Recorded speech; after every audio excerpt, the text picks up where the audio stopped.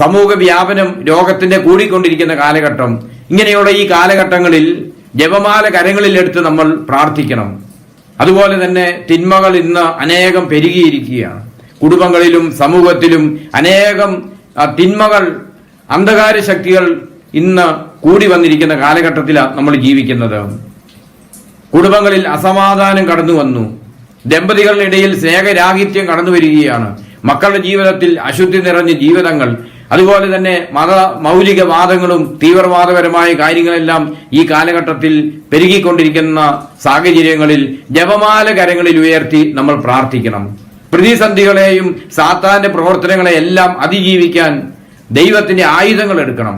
എഫെസൂസുകാർക്ക് ലേഖനത്തിൽ 6-ാമത്തെ അധ്യായം 11, 12, 13 വചനങ്ങളിൽ ഇപ്രകാരം ദൈവത്തിന്റെ വചനം നമ്മെ പഠിപ്പിക്കുന്നുണ്ട്. സാത്താന്റെ കുടില തന്ത്രങ്ങളെ എതിർത്ത് നിൽക്കാൻ ദൈവത്തിന്റെ എല്ലാ ആയുധങ്ങളും ധരിക്കുവിൻ.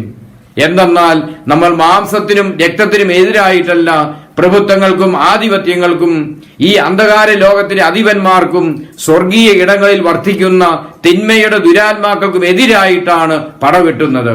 അതിനാൽ ദൈവത്തിന്റെ എല്ലാ ആയുധങ്ങളും ധരിക്കുവിൻ. സ്നേഹമുള്ളവരെ, ദൈവവചനം നമ്മെ പഠിപ്പിക്കുകയാണ്, നിങ്ങൾ യുദ്ധം ചെയ്യുന്നത് ഈ ലോകത്തിലെ പ്രഭുക്കന്മാരായിട്ടല്ല, തിന്മയുടെ അന്ധകാര ശക്തികളുടെ അധിപന്മാരുമായിട്ടാണ് നമ്മൾ യുദ്ധം ചെയ്യുന്നത്.